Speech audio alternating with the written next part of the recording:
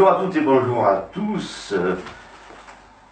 Merci une nouvelle fois de nous rejoindre et de votre fidélité, surtout à cette émission. On en parle, que ce soit sur Facebook ou sur notre chaîne YouTube. On en parle de Nîmes. Le titre de cette émission, ne pensez-vous pas qu'il y a le feu à la mairie de Nîmes? Notre but est bien sûr de parler de Nîmes et de ses commerçants, de faire référence et mettre en valeur tous les commerçants nîmois. C'est la raison pour laquelle nous sommes ce matin chez Véronique Adam, dans sa boutique Chabadabada, au 5 rue du Chapitre à Nîmes. Nous en rejoint dans le cadre de cette émission Corinne Ponce-Casanova, ex-adjointe à la mairie de Nîmes, qui siège désormais en tant que conseillère municipale, et depuis Corinne Ponce-Casanova a récupéré la vice-présidence en charge du développement économique de Nîmes Métropole. Le thème, donc je vous le rappelle, y a-t-il le feu à la mairie de Nîmes et peut-il y avoir une feria sans corrida? Donc nous accompagne, comme je vous le disais ce matin, Philippe Roata. Bonjour. Le grognard, l'homme à la moustache. Le Grognard. Le Grognard, oui. Et le Spartacus. Mais j'ai appris que Spartacus n'était pas un révolutionnaire, donc ce n'est pas pour lui. C'est le Spartacus de la CGT. Ex-haut fonctionnaire territorial, Pierre Carpentier, le chef d'entreprise, le seul actif, pratiquement. Ouais. Bonjour. Qui a créé un journal également. Oui, ITPE, qui était le journal des dirigeants des TPE-PME au niveau du Gard. Jean-Luc Constant, toujours actif, même à la retraite, encore bientôt dans quelques temps. Bonjour à toutes et bonjour à tous, et merci Pierre de cotiser pour nous. Tant pis. D'ailleurs, on peut voir la croissance. Donc, comme je vous le disais, nous sommes gentiment accueillis ici dans cette boutique Chabada qui se situe 5 rue du Chapitre. Bonjour Véronique. Bonjour Patrick. Tout va bien? Tout va bien, il fait beau, c'est parfait. Écoute, merci pour l'accueil que tu nous as réservé avec les croissants, Ouais. les fougassettes viennent de mon ami Jean-Luc Bruyère, place de l'Horloge, la boulangerie lyonnaise. Et puis tout le reste, hein, c'est toi qui nous l'as amené, merci, tu as passé même au vieux grognard, hein, c'est-à-dire que tu as passé au vin blanc, merci Oui. pour lui. Bon, tu es une femme dynamique et tu souhaites faire revivre le centre-ville, qui en a bien besoin. Tu es également membre du bureau de Je m'anime? Non? Non, non, non, Mais non. tu fais partie des manifestations. Non. Pas Je m'anime? Non, J'anime. Mais elle s'anime quand même. je Elle m'anime, je participe, mais je fais partie de rien du tout. Tu fais partie de rien du tout. Je vais où j'ai envie d'aller, voilà, exactement, mais je n'adhère à Bon, rien du bon, tout. ainsi tu participes à un événement qui se déroulera dans les Halles de Nîmes le 3 juin. Oui, ça c'est autre chose. Hein? Donc ça c'est vraiment... Pour un défilé insolite, tu peux nous en parler. Oui, alors ce sont les tabliers de Zézette by Montmartre. Donc c'est une créatrice parisienne de Montmartre qui fait des tabliers, mais vraiment de beaux tabliers un peu haut de gamme. Elle, chaque année, elle fait des défilés dans toute la France. Enfin, c'est pas chaque année, très très souvent. Et elle a décidé d'en faire un ici à Nîmes, puisque son meilleur ami vend les tabliers Z by Montmartre. Donc ça se passera le 3 juin au Halles. Alors il y aura tous les commerçants, enfin, certains commerçants qui veulent bien, et des têtes d'affiche qui vont défiler dans les Halles ainsi que les étaliers. Et après il y aura sûrement une grande fête à l'extérieur, il y aura des bikers, il y aura de la musique. Enfin, ça c'est vraiment un événement qui va être publicité par la ville, parce que la ville nous aide dans la mesure où elle nous permet de bloquer un peu la rue pour être tranquille, pour qu'il y ait des voitures anciennes, des motos qui passent. Et puis, Z by Montmartre, Zélia, va diffuser aussi sur Paris. Et comme elle connaît beaucoup d'acteurs, beaucoup de comédiens, je pense que ça va être une très bonne publicité. Donc c'est un bon développement pour la Voilà, ville de Nîmes. et elle en prépare un justement sur Montmartre le 1er mai, donc on pourra le voir à la télévision. D'accord, puis il y a ce rendez-vous que tu as sur les zones de France Bleu Gard-Lozère, Oui. avec la bande à Servan. Oui, alors ça c'est très sympa, c'est une fois par mois. Et donc je fais partie des invités, mais on est 3-4 et on se complète. C'est vrai qu'elle défend quand même pas mal les commerçants. Ah oui, alors ça c'est très bien. Donc on en parle de Servan. On en parle aussi, Bien. Servan. Je voulais dire aussi par rapport au Halles de Nîmes, qui est vraiment l'écrin du centre-ville de Nîmes au niveau des commerçants. Il va y avoir aussi une nouveauté, c'est que jusqu'à présent il n'y avait pas véritablement un journal des étaliers des Halles de Nîmes. Il a existé quand même. Il a existé avec Christophe Donnet, mais qui malheureusement à son départ est décédé, n'a pas vécu correctement. Donc il y a Je pense que pour le 2 juin, il y aura un journal qui va sortir qui risque de relancer la communication des États-Unis, qui est le Méridien, et qui risque de s'appeler Idéal, le journal des Halles. C'est en scoop, pour on en parle, mais je vous le présenterai la prochaine fois. Avec plaisir. Puis nous irons couvrir l'événement. Voilà, le lancement avec vous. Donc, entrons dans le vif du sujet, je vais donner la parole à Corinne Pons-Casanova, notre invitée, ensuite à Philippe Roata, et la parole circulera. Le pouvoir est-il en train d'échapper à Jean-Paul Fournier? Suite au départ de Jean-Albert Chaise, directeur de cabinet de Jean-Paul Fournier, ce dernier quittera ses fonctions le 1er juin. Un départ, selon lui, volontaire, après un consentement mutuel avec le maire de Nîmes. Directeur de cabinet depuis 2011, Jean-Albert Chaise part pour le département des Alpes-Maritimes, dans l'attente de nommer son remplaçant, Christophe Madaille, l'actuel directeur général des services, qui fut lui-même remplacé par Chaise, assurera l'intérim. Mais avant tout, je souhaite, si tu me le permets, je vais citer tes propos que tu as eus sur Facebook, oui, si tu me le permets. Vas-y. En préambule. Alors, voilà, quel courage, après avoir disloqué la majorité municipale, Jean-Albert Chaise se casse. Et à 2 ans de municipal. Bravo, dis-tu. Nous attendons maintenant avec impatience la grande analyse politique de Jean-Pierre Souche, journaliste à Midi Libre. Alors, qu'est-ce qui se passe, Corinne? Rebonjour. Rebonjour, bonjour à toutes et à tous. Qu'est-ce qui se passe? Il se passe ce que peut-être j'avais prévu quand j'ai fait l'annonce au conseil municipal, quand nous avons rendu nos délégations, en disant que ce qui avait été déclenché là serait un vrai tsunami demain, et c'est ce qui est en train de se passer. Je pense que M. Thiès a bien œuvré pour que la chose soit évincée de la ville, ce faisant pour des raisons certainement personnelles au départ. Voilà. C'est-à-dire personnel. Mais je pense que le fait que sa femme n'ait pas eu la direction du musée de la Romanité a beaucoup joué là-dessus, et je crois qu'il il a rendu Yvan Lachaud responsable de ça. Donc à partir de là, il ne manquait pas grand-chose pour pousser le maire à prendre cette décision. C'est vrai que ça faisait des années qu'ils n'étaient pas toujours d'accord sur les sujets, mais ils se mettaient d'accord toujours au final. C'était très important pour notre majorité, puisqu'on avait été élus, et que ensemble, et que je ne vois pas comment demain on peut gagner cette ville si on n'est pas ensemble. Ça va être très compliqué. Et c'est ce que j'avais dit en conseil municipal, pour ceux qui s'en souviennent. Voilà. Donc aujourd'hui, il s'en va parce qu'il sent le vent tourner. Il semble que ça va être compliqué demain. Alors après, peut-être qu'on va l'encenser dans la presse, peut-être que M. Souche va lui faire une interview en disant il est appelé à une grande destinée en PACA. Enfin, je sais pas, il va peut-être essayer de l'encenser un peu, parce que depuis c'est le silence radio, on ne voit rien. Il part également dans une équipe les Républicains. Hein. Mais bien sûr, il est républicain. Oui, bien sûr.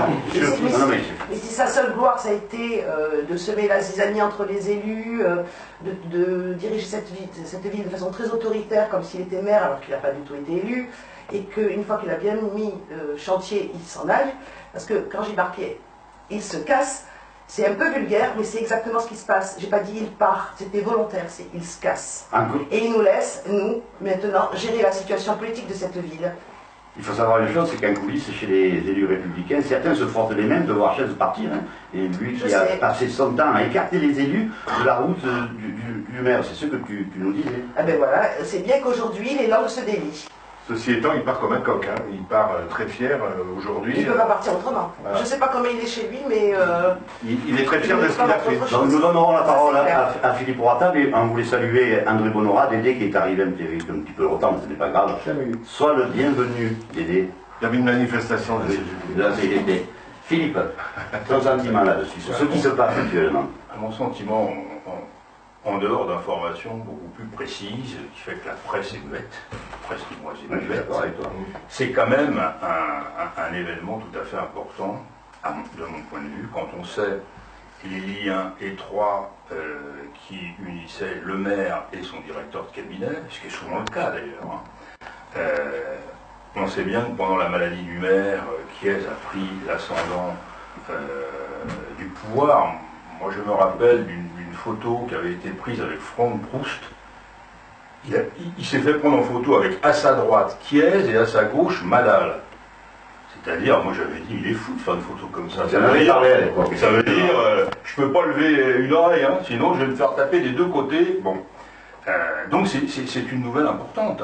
Alors, est-ce qu'il y a le feu? J'en sais rien, mais ce qu'on ne sait pas, c'est si Kies part de lui-même en se disant, bon, dans 2 ans, la mairie de Nîmes, elle va sauter, et il vaut mieux que j'assure mes arrières, et il est évident que dans les Alpes-Maritimes, il y a quand même une stabilité politique beaucoup plus forte qu'à Nîmes. Où ça vient de lui?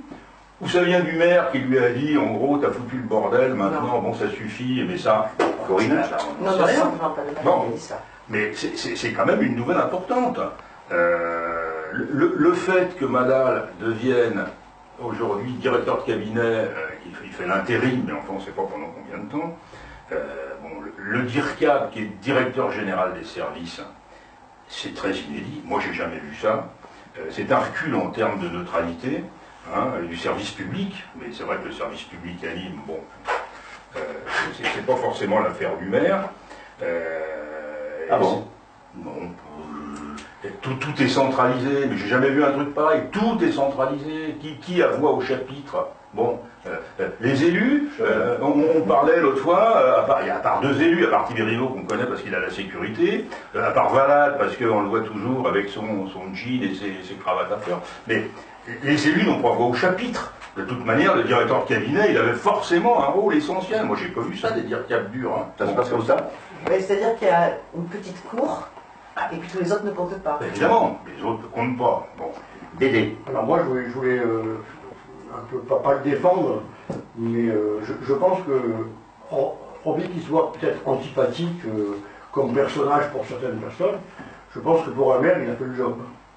Il a bien bossé, ça a été un bon directeur de cabinet. Ça, je ne sais pas, par contre, moi j'ai... Enfin, pour le maire, je dis quand on est maire, qu'on a un directeur de cabinet comme ça, le ménage, il est pas on peut être content. Tu es le porte-parole du maire. Non, pas du tout. Pour faire le ménage, Mais c'est la réalité, je vous le dis que il y a eu d'autres... beaucoup de maires auraient voulu avoir un directeur de cabinet comme ça. Et si Fournier a laissé les choses, Fournier c'est quand même pas un canard de 6 semaines, hein, donc je pense que... Il y a eu des directeurs de cabinet qui avaient des diplômes déjà pour ça, et qui ont su gérer la mairie d'une main de maître, en étant ferme et à la fois bien quand il le fallait. Lui, c'est un aboyeur constant. Alors bon, après, son cas, le personnage est peut-être antipathique, je ne sais pas.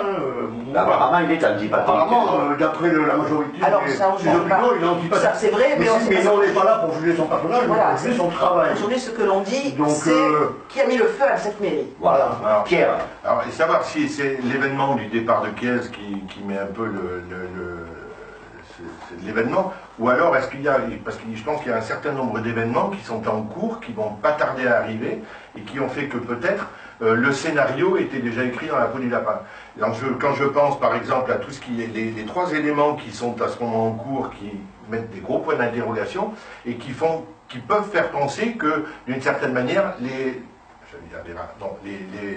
personnes quittent le navire,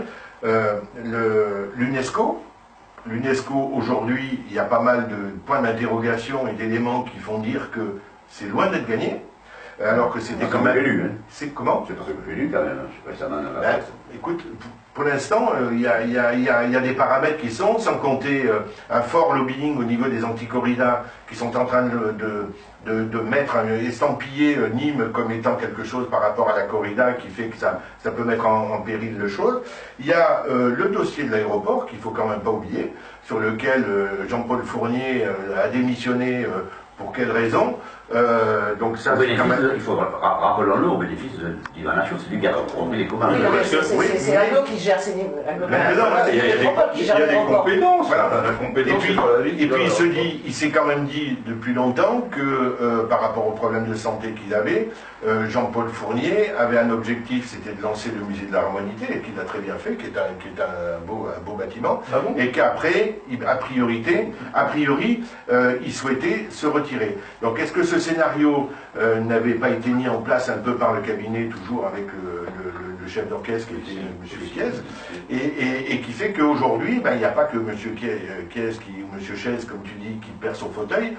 M. Chaise, on avait compris. Et il y a aussi Nicolas Valmel, il y a aussi Marie Gervais, qui sont quand même des pièces maîtresses, et qui se disent, attends, je finis, et qui se disent aujourd'hui, pourtant c'était des pièces maîtresses au niveau du fonctionnement de Jean-Paul Fournier, il y a un certain nombre de paramètres qui déstabilisent un petit peu la ville de Nîmes, il est peut-être temps de se remettre en cause. Nicolas Valmel, c'est pas du tout ça. Nicolas Balmal, il a ce projet depuis très longtemps. Oui, mais ça vient très bien. Il trouve qu'il peut le faire là, en 2019. C'est un concours de circonstances. Mais il a ce projet, c'est ça, c'est long. Il veut partir vers le tour Il du veut monde. prendre un peu de recul, et c'est un gars très bien, Nicolas. C'est pas comme ça. Oui, mais c'est un concours de circonstances quand même, Marie Gervais. Nous allons demander l'avis à Jean-Luc Constant. Bon, moi, mon avis, toujours pareil. Moi, il est de l'extérieur, puisqu'il n'était pas là, à Nîmes. Nous, le feu à la mairie, on l'a vu de suite, on l'a vu dans les 6 mois qui ont suivi l'élection. On savait très bien que la chauffe-fournier, ça ne marcherait pas. Que c'était une attaque juste pour prendre la métropole et la mairie, et puis c'était fini. Après, avec le directeur de cabinet, je ne connais pas trop l'histoire. Si, je connais juste l'histoire de son épouse qui a pas eu là. Le musée de la Romanité, donc ça, je pense que ça a dû jouer aussi énormément. Sûrement, oui. Mais alors, est-ce que tout ça, on ne sait pas un peu la bonne humeur? Parce que tout compte fait, si Thiès n'était pas bon, si Thiès était antipathique, si Thiès foutait le bordel, si le maire l'a laissé en place, c'est que ça le convenait. C'est pour ça que Donc, est-ce que c'est la faute de Thiès ou c'est la faute du personnel? Le ton n'était pas le même. Malheureusement, Jean-Paul Fournier a eu un problème de santé, parce que Jean-Paul Fournier, comme tu disais, c'est un homme politique, moi, que j'apprécie. Un pro, et il savait... quand on allait lui parler, on pouvait entendre, il entendait, et il pouvait nous dire oui. Par contre, dès qu'il y avait le directeur de cabinet, c'était toujours un peu, voilà. Après, Jean-Paul Fournier était un homme politique qui savait où il allait. À partir du moment où il a été un peu affaibli par son problème de santé, ça a été un peu, on s'est tombé de carré dans ce fil-là. Il n'y a pas le poids de Franck Proust, justement, là-dessus. Il ne peut pas aider, justement, Franck Proust, ce n'est pas son allié. À qui?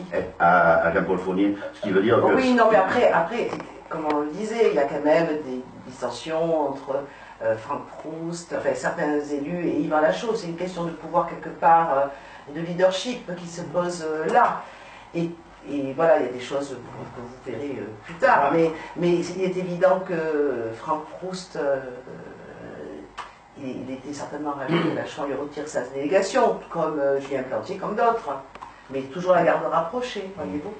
Voilà. Mais il a compris que ça allait être grave pour demain. En tout cas, pour notre majorité à nous. Bien sûr. Nous ne t'avons pas donné la parole sur ce sujet. Qu'est-ce que tu en penses, toi, vu en tant que commerçant, vu de l'extérieur, comme ça, mais tout en état d'immobilier, bien sûr. Pour ce monsieur, en fin de compte, nous on attend de voir un peu est-ce que ça va donner quelque chose en plus pour nous, parce que dans les commerçants, c'est vrai que nous c'est le centre-ville et il y a beaucoup de choses à changer, donc on attend justement qu'il y ait peut-être des petits changements et qu'il y ait quelque chose de positif pour le centre-ville. Bon, moi je vais revenir un petit peu, une parenthèse sur le système de la corrida. Donc pour nous c'est intéressant, la feria c'est intéressant pour le centre-ville parce que ça nous amène quand même des clients qui viennent de partout, des Parisiens, des Espagnols, vraiment de partout, et pour nous c'est quand même assez intéressant. Alors est-ce que par la suite ça va disparaître? Bon, on n'en est pas encore là, je crois qu'il faut toujours compter dessus et faire avec... Puis il y a les Jeux romains aussi. Les Jeux romains, c'est très important aussi. Après, c'est... Les 28, 29 et 30 avril, il faut quand même le souligner. Tu as participé, toi, à cette création des Jeux romains il y a quelque temps? Non. Mauvaise question. Non, je veux dire, c'est bon, quelques temps. Non, mais la question... Il y a combien de 3 ans que ça? Mais il faut voir que... Comment te dire? Quand tu as 2 adjoints à la culture à la ville de Nîmes, oui. moi, j'ai jamais fermé la porte, j'ai toujours invité mon alter ego, même dans des lieux, des inaugurations ou des manifestations où c'était pas son domaine de délégation. Par contre, l'inverse, ça n'a jamais été le cas. À chaque fois qu'il y a eu des visites du nouveau musée de la Romanité, j'ai jamais été invité, enfin, c'était assez étonnant. C'est l'entre-soi, ça. C'est ça. Non, mais par contre, ça relève la question importante, c'est Pierre qui l'a posée tout à l'heure. Est-ce que le départ de Thiès ne relance pas l'hypothèse qui avait déjà été un peu échafaudée entre les lignes et la presse en avait parlé il y a quelques mois, il y a quelques semaines, qui était que Jean-Paul Fournier peut-être démissionnerait après avoir inauguré le musée de la Romanité et après classement à l'UNESCO pour laisser la place à quelqu'un d'autre. Et d'ailleurs, il était susurré dans un certain nombre de cercles assez fermés que Julien Plantier pourrait être celui qui lui succéderait. Donc cette hypothèse-là, elle n'est pas fermée aujourd'hui, avec ce qui vient de se passer. Il y a eu plusieurs possibilités, Burgoa... Oui, non, mais d'accord, mais on parle de choses sérieuses, on parle de choses sérieuses. Bon, Burgoa, il sera sénateur, et pendant 6 ans, il touchera son salaire, et il ira à 58 ans, et puis advienne que pourra. Non, mais je veux dire, potentiellement, le scénario qu'il a éventuellement tracé se met en place. Oui, non, mais en fait, il faut voir qu'il y a quand même des gens qui peuvent se présenter. Ah oui, non, mais après... Il y a également des... On parle même de Marie-Sara. Non, mais c'est... Oui. Et puis on parle aussi d'une équipe de 4 personnes qui aimerait aussi prendre... Tu peux être plus précis? Non, non, pas aujourd'hui. Pas aujourd'hui, mais on aura l'occasion d'en reparler.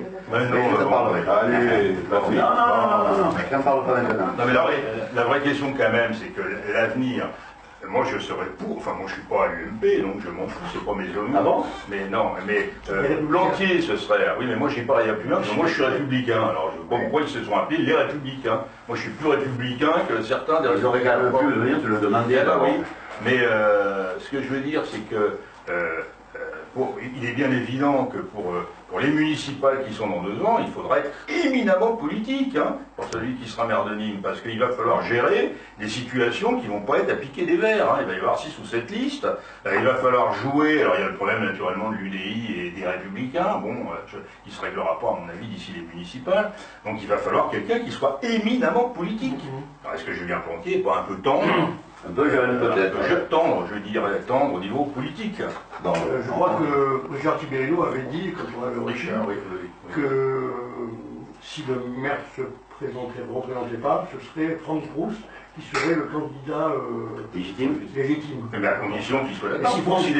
Il est président d'un groupe au Parlement européen, est-ce qu'il a envie de venir se merder à Nîmes avec des histoires de inaugurées? S'il attend, si le républicain attend l'élection européenne pour savoir qui sera candidat, ça va faire un peu juste. Quoi. Bon, c'est très bien qu'un également. Oui, vas-y. Voilà. Je pense qu'on fait de la politique fiction. Oui, mais parce que justement, en 2019, on en saura un peu plus, parce que l'état des partis politiques aujourd'hui, on ne sait pas trop où ça se et que déjà, aux européennes, on me dit que c'est pas un bon baromètre, mais quand même, moi je trouve que ça va donner une tendance. Et que ensuite, les municipales, peut-être qu'il va y avoir un grand chambardement, qui va donner lieu à des sénatoriales. Aujourd'hui, si un candidat dans le Gard se présente sous l'étiquette LR, c'est sûr qu'il a plus de chances qu'un autre, mais demain, en 2020, on va voir les communes comment elles vont se transformer. Ah bah, tout va bouger. Tout va bouger, donc on ne sait pas de. Et les sénatoriales sont avant, donc ceux qui vont aller au sénatorial, c'est quand les sénatoriales? Je pense qu'elles seront après municipales, parce qu'ils ne sont pas fous au point de ne pas attendre le renouvellement. Les européennes et les municipales, il y a un an pile. Et est-ce que c'est pas trop juste pour faire campagne? Ah non. Moi je pense qu'on en est suffisant. Je pense qu'on est beaucoup plus dans les courts délais et qu'on aura une tendance entre le mois de juin et le mois de septembre. Et on verra ce qui se passera par rapport à ça. Parce que c'est pas de la politique fiction, ce qui est un peu en train de se tramer, le départ des cabinets, des choses comme ça. Le musée de la Romanité, il y a une phase qui se passe. Je ne suis pas certain que les 3 mois, entre juin et septembre, il y aura vraiment des indices qui vont lancer la campagne municipale. Vous pensez que... D'ailleurs, pour ce tram, pour ce tram aussi bien à droite qu'à gauche, puisque la dernière fois on a parlé des investitures qui sont en train de se mettre aussi en place pour En Marche. Il y a des rumeurs qui passent, il y a même il commence aussi à se tramer l'arrivée de Collard sur Nîmes. Si Collard débarque sur Nîmes, entendu ça. C'est des briques qui circulent comme Marie-Sara. Si Gilbert Collard débarque sur Nîmes, ça va faire du remue-ménage. C'est-à-dire que là, la porte sera ouverte quand même.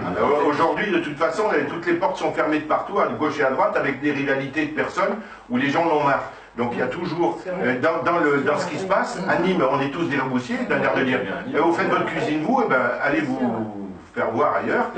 Et là, il y a un boulevard qui va s'ouvrir. Parce qu'on n'est pas loin de la correctionnelle à chaque fois. La porte est grande ouverte au Front National.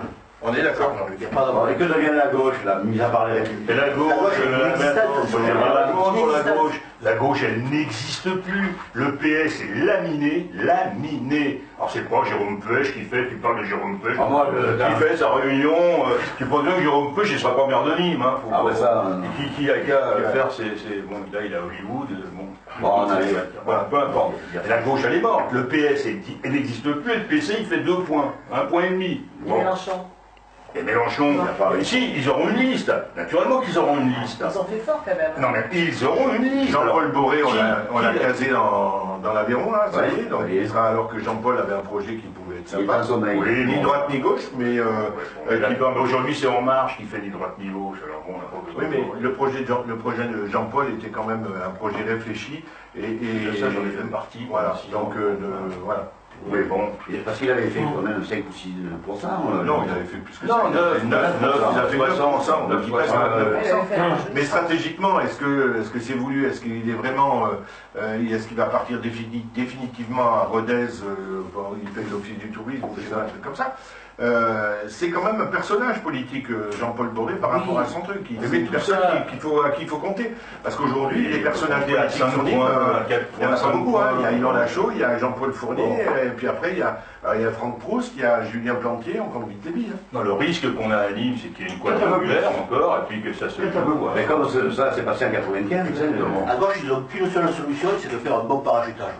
C'est la seule chose qui peut les sauver. Mais tu nous avais parlé de Cazeneuve, toi, à un moment donné. On parlait aussi de Cazeneuve, qui pourrait être une pointure, puisqu'il est gardois et son père était instituteur à Cabirac.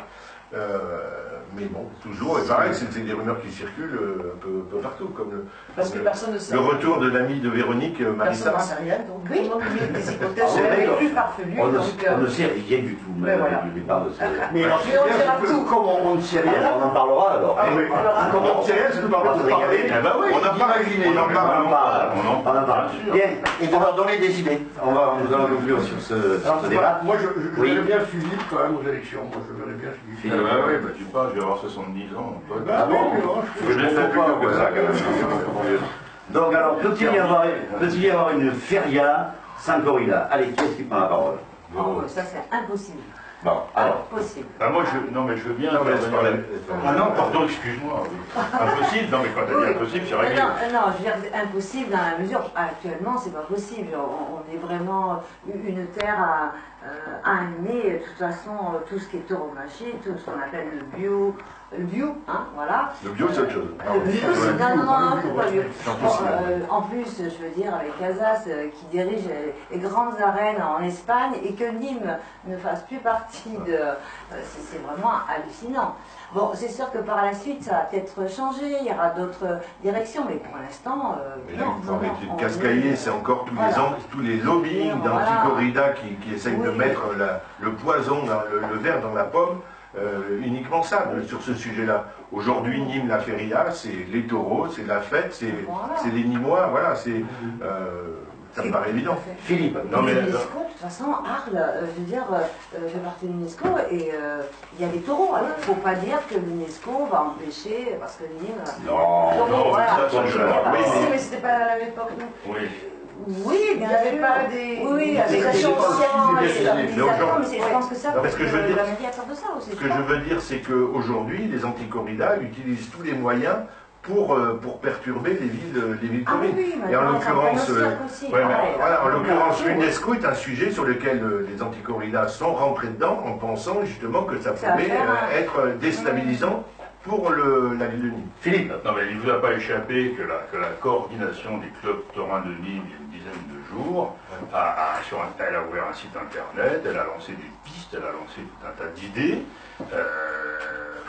pour l'avenir de la feria, et qu'on est bien obligé quand même de tenir compte de ça. La vraie question, c'est que dans cette feria de Nîmes, il y a deux choses. Il y a la tauromachie dans les arènes, et il y a les animations dans la ville. Et qu'il n'y a pas forcément de relation directe entre les deux. C'est pas parce qu'on va au corrida qu'on va pas le soir faire la fête dans les bodegas de la ville, et vice versa. Donc, la vraie question, c'est que la Fédération des clubs taurins, c'est eux qui avaient lancé la feria en 1950. Et jusqu'en 80, finalement, ils étaient très associés au niveau municipal, à la fois aux animations et à la fois à la tauromachie, c'est-à-dire à la définition des cartels, etc.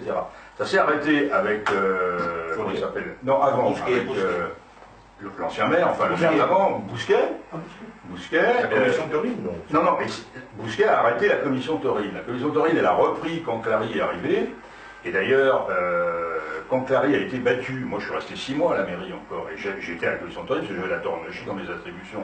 Mais la commission taurine que le maire y a mis fin, finalement en fin d'année où il a gagné la ville, mais c'était la foire d'Empomme. Mais comment voulez-vous qu'un gars comme Casas, moi je me rappelle, tous les clubs taurins emmerdaient Casas du matin au soir, ça va pas les taureaux, les trucs, les machins, ça c'est ni moi ça. Et oui, c'est ni moi. Mais un beau jour, Casas il a dit, allez vous faire foutre, je me bats, vous m'emmerdez avec votre commission taurine. Il a une délégation, c'est lui qui joue avec son fric, et il n'a pas envie de se payer des réunions avec Tartan Plume qui dit qu'il faut faire des novilladas, et puis qu'il faut mettre des taureaux, tauristos au lieu des bons. Avec Casas, il ne marche pas là-dedans. Donc il n'y a plus de commission taurine depuis ce temps-là. Et d'ailleurs, la ville a quitté l'UTVF, l'Union. Oui, mais bon, il y aura rentré. Alors, qu'est-ce qu'ils veulent aujourd'hui, les clubs taurins? Ils veulent réexister. Ils veulent une commission taurine, donc ils vont encore faire chier tout le monde. Bon, voilà. Alors qu'aujourd'hui, on est en délégation de service public, et c'est le délégataire qui a la responsabilité de monter ses férias, de monter ses cartels, etc. Bon, et on a quand même, on en a un peu parlé la semaine dernière, quand on a un gars comme Casas, qui a aujourd'hui les arènes de Nîmes, les arènes de Madrid, quand on a un gars comme ça, et qui est nîmois et qui a les arènes de Nîmes, on n'est pas content, ça va pas, c'est pas assez bien pour les Nîmois, il faut encore, oui, il faudrait mieux que ce soit, bon, vous vous rappelez... Mais de quel Nîmois tu parles? Là, il y avait une tentative, sur la délégation de service public, il y avait bien eu une tentative, il y a 6 ou 7 ans, de mettre, comment il s'appelait, c'était un torero qui avait arrêté de toréer. Stéphane Méca. Stéphane Méca. Bon, alors on est à Nîmes, on compare Stéphane Méca à Casas. Voilà. C'est comme si on compare Picasso au gars qui... Chacun a le droit de postuler aussi. Oui, d'accord, oui, mais bon, oui, il y a encore... Il y a un problème, c'est soviet. Alors, il y a une semaine, il y a eu un problème concernant justement, ça fait partie de la carrière. Il y a l'office du tourisme qui a enlevé les taureaux. Ah oui, mais ça aussi, c'est pas normal. Le quoi? C'est l'office du tourisme qui a enlevé les taureaux. Ah oui, non, mais ça c'est le même problème qu'il y avait avec la communauté d'agglo, mais c'est le même problème qu'il y a eu à la communauté d'agglo, c'est le même débat. Dans la communauté de Camargue, commune du tourisme, vous avez fait un logo en échappant pourtant la Camargue. Il n'y avait pas de taureau. Le pays du taureau, et le logo, on ne voyait qu'un cheval avec une aigrette. Et elle a été adoptée cette... Et elle a été adoptée, elle a été validée, parce que c'est une agence de communication de Montpellier qui a dit qu'il ne faut surtout pas que l'office du tourisme, que la notion du taureau apparaisse, ça va faire peur aux touristes. Voilà. Et ça a mis vraiment tout un... C'est mon ami des Closeaux qui va pas être content, parce que je vendais beaucoup de cet tablier du taureau aux autres. Et oui, on en vendait beaucoup à l'office. C'était magnifique, c'était super. Il y était à l'office du tourisme. Alors par contre, il y a c'était notre meilleure vente. Jean-Luc, vas-y. Mais il faudrait aussi que les pro-corridas se bougent aussi. Oui. Parce que je trouve qu'ils ne se bougent pas assez. Ils font dans leur petit carré. Il faut contrer les anti-corridas. Est-ce que vous trouvez normal qu'on ne parle pas? Il y a beaucoup plus de chevaux morts dans le monde que de taureaux de corrida, par maltraitance. On n'en entend jamais parler. Allez voir les courses hippiques. Tous ceux qui touchent l'hippisme, les fameuses balades à cheval, je vous parle dans le monde entier. Les SPA. Tout ça, comment c'est géré, les chevaux, comment ils sont traités. Les anti-corridas, on les voit. On les voit, pourtant ils souffrent beaucoup plus que le taureau de corrida. C'est moins parce que la corrida est médiatisée, c'est différent. Bon, donc il faudrait que les pro-corridas aussi se défendent bien comme il faut. Philippe, qu'est-ce que tu veux mais le débat, c'est celui qui a ouvert aussi Olivier Jalaguier cette semaine dans sa chronique. Effectivement, naturellement qu'aujourd'hui la feria elle tient parce qu'elle tient et elle est issue de la corrida qui initialement en était le sens. Et peut-être que demain on ne sait pas ce qui peut se passer, mais donner du sens à la feria, donner du sens. Il y a une proposition qu'ils font là, les clubs taurins. Ils veulent qu'il y ait le recrutement d'un coordinateur professionnel chargé du comité de suivi pluridisciplinaire et multipartenarial. Moi je suis pour. C'est-à-dire qu'à la mairie, il y aurait un un cadre de recruté qui ne travaillerait que sur la feria, en liaison avec Casas, en liaison avec les clubs taurins, en liaison avec l'animation, qui est quelqu'un qui fasse la communication. Évidemment que c'est normal. Quand tu vois qu'à la SPL du musée de la Romanité, on a recruté 14 personnes, il peut bien y avoir quand même un cadre de recruter quelque part dans cette ville pour s'occuper de la feria de Nîmes, dans toute sa dimension. Moi je suis pour. Ça c'est Philippe. Ben, le gars travaillerait sur l'avenir, sur les bodegas, sur... Ça c'est déjà un peu enclenché, mais pas du côté de la mairie, mais du côté de Simon Casas. Simon Casas Production a embauché Adrien Boujol, qui est un type extraordinaire, qu'on connaît au niveau des courses camarguaises, et qui est donc un peu l'intermédiaire et l'aspect homme de communication au niveau de Casas. Oui, mais il n'y a pas de la com. C'est dans le sens Casas, mais oui, mairie, c'est pas dans le sens... C'est pas dans le sens l'animation de la vie dans le cadre de ces férias. C'est l'intermédiaire. Mais après, est-ce qu'il faut toujours se poser le problème du sens de la feria? Moi, ça fait 10-15 ans que je suis là, j'entends pas le sens de la feria, il n'y a pas de sens. Moi, ma fille, elle vient tous les ans à la feria avec 2 copines, et il y en a qui n'ont jamais vu de corrida. Alors, elle va à la corrida, et puis le soir, elles vont faire la java dans les bodegas, et elle est ravie. Elle est ravie d'aller boire des coups dans les bodegas, elle me dit pas, faut donner du sens à la feria. Elle est bien comme son père. Nous allons conclure, Jean-Luc, on te laisse le... Mais moi, j'aimerais aussi que, justement, les clubs taurins, tout ça, fassent un peu comme ils font les copies, tant pis, c'est une copie, mais comme ils font à Dax et à Bayonne. Pourquoi à Nîmes, on ne s'habillerait pas quand on va au corrida en blanc et en bleu? Ça, c'est une proposition qu'ils ont fait. Oui, alors, Oui, avec le jean. Oui, En jean, alors. Oui. En jean, Un t-shirt blanc et un jean, un foulard en jean. La tendance est lancée, on fera une émission là-dessus. Philippe. 2 secondes, j'ai un gros coup de gueule contre la Fédération française de pétanque et de jeux provençal. Oui. C'est une vote là aussi, qui veut interdire le jean. Ah oui, Faut jouer au Ça va compétition. Ils ont le droit de jouer Et c'est pour ça que le 1er mai, il y a une manifestation qui est organisée par les gens de Nîmes pour partie de pétanque à Angine. Et nous, le 1er mai, nous ferons nos émissions de On en parle au Prolet. Voilà. Moi, juste une petite incitation à tout le monde. Il y a actuellement sur les réseaux sociaux un questionnaire, un sondage, qui est un sondage national, par rapport aux villes propres. Ah oui. Et qui va s'appeler, le Grand Prix se rappellera le Balai d'Or. Et aujourd'hui, dans le truc, Artum, parce que il est 4e. On a vu cet article. Mon dernier mot, comme d'habitude, aimez-vous les uns les autres. Philippe, rapidement. J'ai un grand coup de gueule, c'est ce que tu viens de dire. J'ai vu ce matin dans Midi Libre que Nîmes était dans les 4 villes les plus sales de France. Mais enfin, il y a Aubervilliers, Montreuil, Marseille, Paris et Nîmes. Écoutez, j'ai bossé 14 ans, j'ai bossé 14 ans à Aubervilliers.